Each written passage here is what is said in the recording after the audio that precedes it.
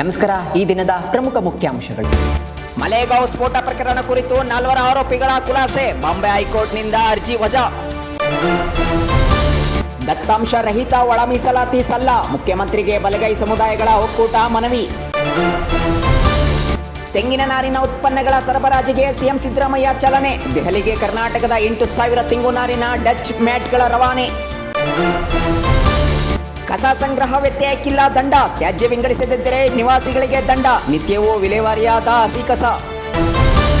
ವಿದ್ಯಾರ್ಥಿಗಳ ಚುನಾವಣೆಗೆ ಸಿಎಂಗೆ ಶಿಫಾರಸು, ಉನ್ನತ ವೈದ್ಯಕೀಯ ಶಿಕ್ಷಣ ಸಚಿವರ ನೇತೃತ್ವದಲ್ಲಿ ವಿದ್ಯಾರ್ಥಿಗಳ ಗಡಗಡ ಸಭೆ.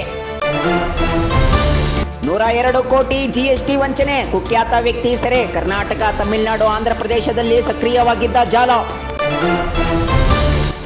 ಜೆಇ ಪರೀಕ್ಷೆಯಲ್ಲಿ ನಾರಾಯಣ ಸಂಸ್ಥೆ ವಿದ್ಯಾರ್ಥಿಗಳ ಸಾಧನೆ, ಸಂಸ್ಥೆಯ ವಿದ್ಯಾರ್ಥಿಗಳಾದ ನರೇಂದ್ರ ಮಲ್ಲಾವುಕು ಅಮೋಘ ಸಾಧನೆ. ಕದನ ವಿರಾಮ ವಿಸ್ತರಿಸಿದ ಟ್ರಂಪ್, ಇರಾನ್ ಬಂದರುಗಳ ಮೇಲಿನ ದಿಗ್ಬಂಧನ ಮುಂದುವರಿಕೆ, ಅಮೆರಿಕ ಹಾರ್ಮೋಸ್ ದಾಟಲು ಯತ್ನಿಸಿದ ಹಡಗುಗಳ ಮೇಲೆ ಇರಾನ್ ದಾಳಿ. ತಂಬಾಕು ಬೆಳೆಗೆ ಮಿತಿ ನಿಗದಿ, ರಾಜ್ಯದ ಮಿತಿಯನ್ನು 9 ಕೋಟಿ ಕೆಜಿಯಿಂದ 5.6 ಕೋಟಿ ಕೆಜಿಗೆ ಇಳಿಸಿದ ಮಂಡಳಿ, ಬೆಳೆಗಾರರ ಅಸಮಾಧಾನ. ಮರ್ಮಾಂಗದ ಶಸ್ತ್ರಚಿಕಿತ್ಸೆ ಬಳಿಕ ವ್ಯಕ್ತಿ ಸಾವು, ವಿಕ್ಟೋರಿಯಾ ಆಸ್ಪತ್ರೆ ವೈದ್ಯರ ನಿರ್ಲಕ್ಷ್ಯ ಆರೋಪ.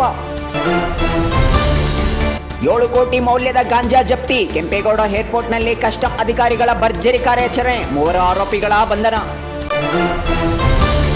ಬೈಕ್ ಟ್ಯಾಕ್ಸಿ ಕುರಿತು ಸರ್ಕಾರ ಸುಪ್ರೀಂಗೆ ಮೇಲ್ಮನವಿ, ನಿಷೇಧದ ಆದೇಶವನ್ನು ತೆರವುಗೊಳಿಸಿದ್ದ ಹೈಕೋರ್ಟ್ ವಿಭಾಗೀಯ ಪೀಠ. ಬಂಗಾಳದಲ್ಲಿ ಅಸಾಧಾರಣ ಸನ್ನಿವೇಶ, ಮಮತಾ ಬ್ಯಾನರ್ಜಿ ವಿರುದ್ಧ ಎಫ್ಐಆರ್ ಕೋರಿದ ಇಡಿ, ಅರ್ಜಿ ಪ್ರಶ್ನಿಸಿ ಸುಪ್ರೀಂ ಕೋರ್ಟ್ಗೆ ಮನವಿ. ಪಹಲ್ಗಾಮ್ ದಾಳಿಯ ಕರಾಳತೆಗೆ ಇಂದಿಗೆ 1 ವರ್ಷ, ಪೋಸ್ಟ್ ಹಂಚಿಕೊಂಡ ಭಾರತೀಯ ಸೇನೆ, ಭಾರತವು ಭಯೋತ್ಪಾದಕರ ವಿರುದ್ಧ ನಮ್ಮ ಹೋರಾಟವು ಅಚಲ.